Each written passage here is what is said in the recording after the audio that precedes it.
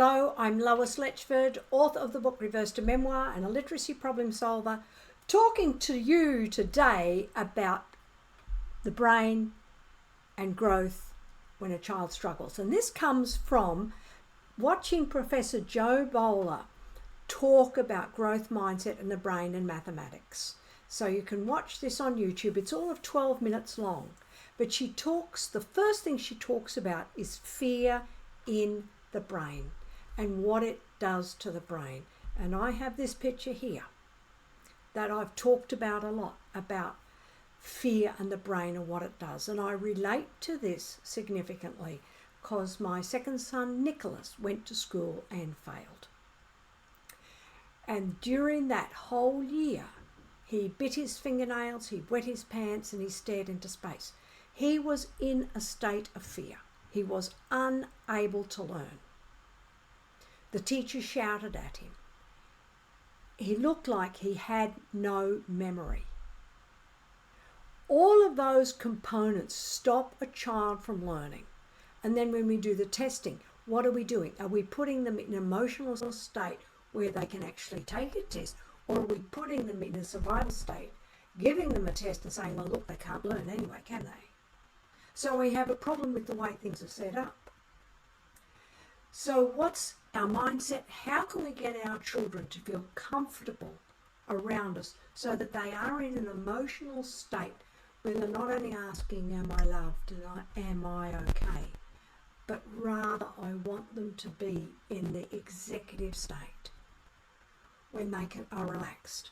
They know they're comfortable. Whatever they are doing is of value. And then the brain starts to work. And why this is so important to me is I watched not only my son, but I watched my students move from the survival state. And when they came to me, they were heads down, eyes shut, I don't want to be here. And how I moved them from there to saying, it's okay. It's okay. We'll be okay together. Students have to learn that. It's not enough for me to say, it's okay. They have to learn, yes, working with this lady is okay. And how do you do that? By reaffirming that it's not their fault that they have failed to learn. It's mine.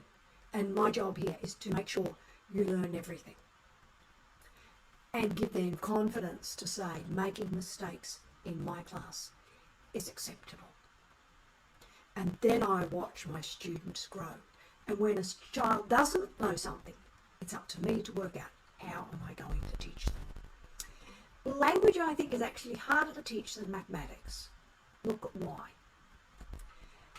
And, looking at our brains can be rewired. Why is language much more difficult than mathematics? Because I don't think we value the struggle in learning. When a child reads a sentence, we assume they have the comprehension. That's a problem. Make no assumptions about what a child knows and doesn't know. We have to ask them questions. We have to ask them to act it out. What do you mean? We need more discussion on what it means. And then in a classroom, what often happens is the skilled readers take over and answer all the questions. And those who are unskilled get left behind or slink down under the desk because they may have missed things. The second is making mistakes is okay. In fact, making mistakes is a real positive because we can correct them. And then I go back to my saying, when students read a word, it does not read a word or a phrase or a sentence, whatever they're reading. We have to know that they have comprehension. Because if they don't, they are leaving our classrooms thinking, I've done it, it's all right. And that's a problem for what we do. We want, when our children make a mistake, that's when they start to learn. We want to push the edge of their understanding. This is what I do well. And I do it through drama, through reading materials that my students love. I read to them and then we start discussing at every level. What do they understand? What do they not? I don't say what do you understand, what you don't. But it becomes obvious when I'm asking my questions, what do they understand? What don't they understand? And it's okay to get things wrong. Let's reread this again. let's change these words from pronouns to nouns. Let's do something else so that the students are at the edge of their understanding. And then they are saying, this is okay. And Jo Bowler, in her little 12-minute clip, said brains are more active when students or learners make mistakes. So we have to make making mistakes acceptable. And again, I go back to the literacy problem. We accept when a child reads a sentence accurately, they have the comprehension. And that's the fallacy I think we have to get through. Just because they can read it doesn't mean that they fully comprehend it. And when we start thinking and working like that, then we know that our students are pushing at the edge of the comprehension, making mistakes, and we're valuing the struggle of learning. So, that's what I'm saying about it. Next thing, what do we as teachers do when a child reads a word incorrectly? Do we immediately step in and correct? Or do we say, look at that again? What is our response to a child's error? Because our response can create fear, it can create an emotional state that says I'm safe, or it can create an executive state. What one are we creating? Are we asking our students to think, or are we just expecting them to get it right? When my students make a mistake, my first question is, did that make sense? In fact, that's the question I ask when they don't make a mistake and when they do make a mistake. And it's deliberate on my part because I want my students thinking.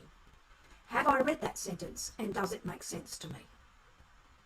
If they've read it correctly, fine, it makes sense to me, it makes sense to them. If they've read it incorrectly, my next question is, where did the sentence go wrong? Where did it stop making sense? I want my students to be doing the thinking. They are at the edge of their understanding. And then we can celebrate the errors or the correction of the errors. You made a mistake and you got it right and we worked it out. We worked it out together and it was good for both of us. And that's the way we create a classroom that encourages and engages our students to think. It's not just in mathematics that these problems occur. It happens in literacy too. And I go back to always one of the first things I do with my students who struggle is look at the words TO and TWO. I put TO on a piece of paper in front of them and so I say read the word. Now give me a sentence with that word. And if a student comes back with a sentence like I have two hands, or with the word FOR, a dog has four legs, I know they have not got the accurate comprehension of that word. And it's been taught by saying, read the word, I think we've got the comprehension of it. And that's a problem. So then I go back and say, and get them to act out. We go to the locker to pick up our books. We go to the bus to go to school. Or whatever the child does. And I make my learning child-centered. Because when children come to me at any age, but particularly if they're teenagers, and they have not got the accurate reading for the word to, their comprehension is compromised. And they're reading a sentence that makes no sense to them. And they've read this sentence for many years in school. That's a problem. So we have to correct that error and then make them say, yes, I can do this. That's my goal in teaching reading all the time. I have to show them how the written language works. So we're talking about brain growth when a child struggles. Allow our children to struggle, but allowing them to struggle and not get it right does nothing for them.